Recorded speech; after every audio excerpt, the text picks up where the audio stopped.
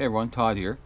This vlog series is going to deal with my recovery from a brain tumor, hence the funny speech, and my attempt to train and complete yet another triathlon. So stick with me, find out how I'm recovering, and if I'm able to start training again, and if I'm able to complete another triathlon again. I hope so. That's the intent anyway.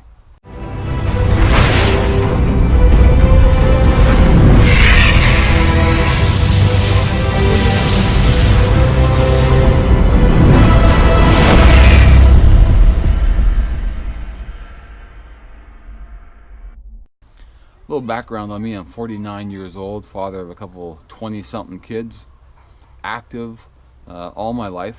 Started doing triathlon about 20 years ago. Trained 5 to 7 days a week and managed to get myself 2 years ago to place in the top 10 of my age group at the provincial championships here in my province, which is a huge accomplishment. So with that context, here's what happened. So get this, December 19th, I wake up and half my face isn't working. Just like that. I wake up, something wrong with the side of my face. My eye's not blinking very well, and my face feels like it's kind of sagging, which it still is, obviously. So I went to a doctor and he said, "You've got Bell's palsy, don't worry about it. Take this prednisone, which is a steroid, for a week and you'll be fine. It'll take care of itself in 2-3 months. Weird. So went home. 2 days later, I started to lose my hearing in this ear, and my lower left leg started to get numb, and my face was sagging more. So I went and saw a second doctor. He said, "Don't worry, you've got Bell's palsy. Here's some more medicine, a higher dosage, and you should be fine in 2 or 3 months." So I left it at that. Then 3 days later, I lost all the hearing in my ear. My leg numbness got worse, and my face was drooping like crazy. So I went and saw my family doctor, and he said, "I don't like the ear and the leg. That does not correlate to Bell's palsy."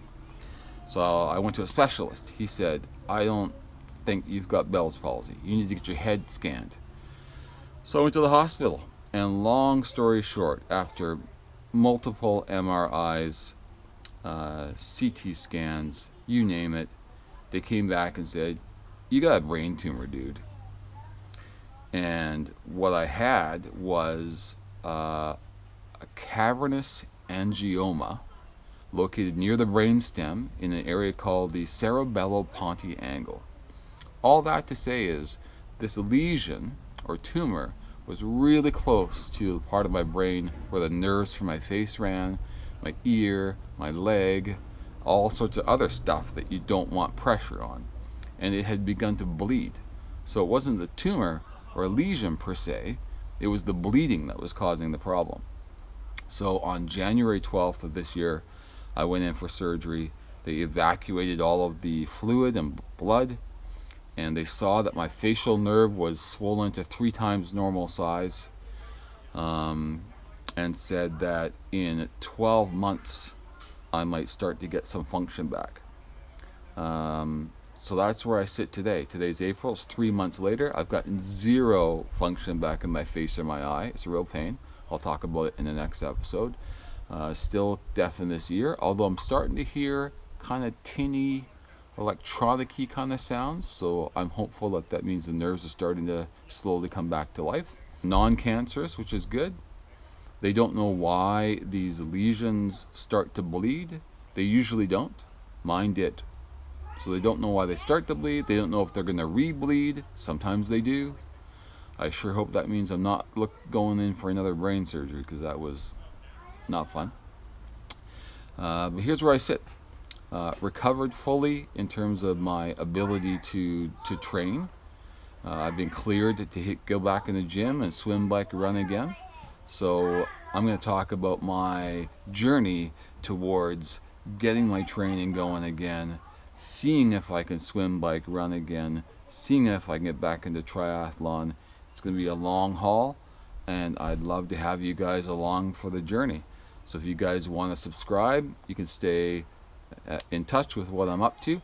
If you've got any questions about my tumor, you want to share your own story about your own brain tumor or health issue that has affected you, I would love to read your comments. Until then, we'll see you next time.